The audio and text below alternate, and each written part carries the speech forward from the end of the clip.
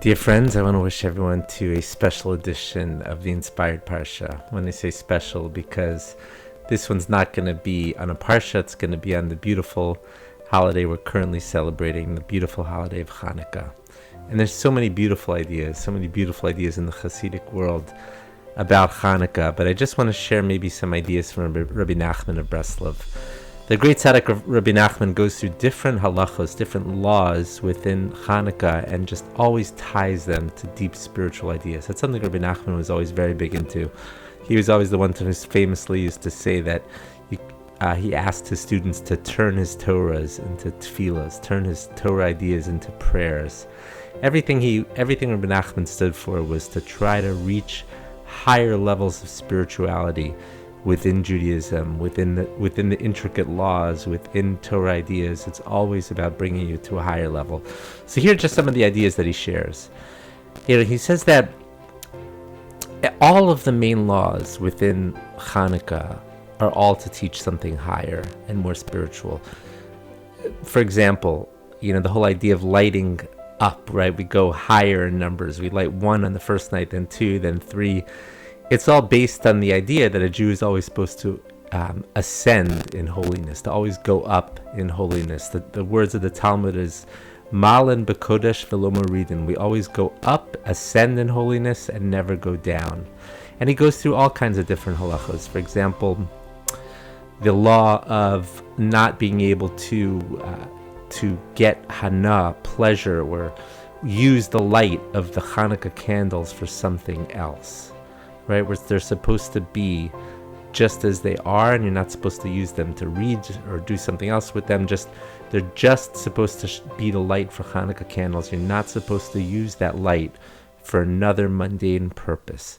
And he explains, of course, because that's symbolic of the Jewish soul, the light of the Jewish soul, so to speak. And Rabbi Nachman goes on to say that Every Jew is supposed to have one little spark inside of himself that remains pure, that's not used for something mundane, that remains holy. And therefore we don't use the Hanukkah candles for something mundane. But here's the one that I want to focus on the most. The mitzvah of lighting a menorah is one of the only laws where there's a specific mitzvah of parsume nisa, of glorifying the miracle. Right? We hold it outside, we put it on the doorway, or the windowsill of our homes. And Rabbi Nachman says, part of the idea is that a Jew is supposed to, when he is filling himself up with spirituality, with kedusha, holiness, there comes a certain point when you need to express this to the outside world. And what better mitzvah, of course, than the light of Chanukah? Light, again, is the Jewish neshama. So what better way to do it? Then once we've already expressed it to ourselves, we now have that obligation to express our inner spirituality, our kedusha, our holiness, and manifest it out into the world for all the world to see. Don't keep your own neshama, so to speak, bottled up inside. There comes a point when you should bring it out to the outside world. There's a beautiful book from Rabbi Chaim Miller about the late Lubavitcher Rebbe. The name of the book is called Turning Judaism Outwards. And it's a beautiful name because that's really what Lubavitcher Rebbe was all about. He spent the first part of his life keeping it, so to speak, inside of himself, learning in yeshiva, studying and growing. And then at the end, when he became the Lubavitcher Rebbe, the second part of his life, it was all about bringing Judaism outwards into the outside world. And of course, he fulfilled that probably like no one else in the world has ever done, spreading Judaism to all the four corners of the earth. That's what Chanukah is all about. So why is this message so important for this year?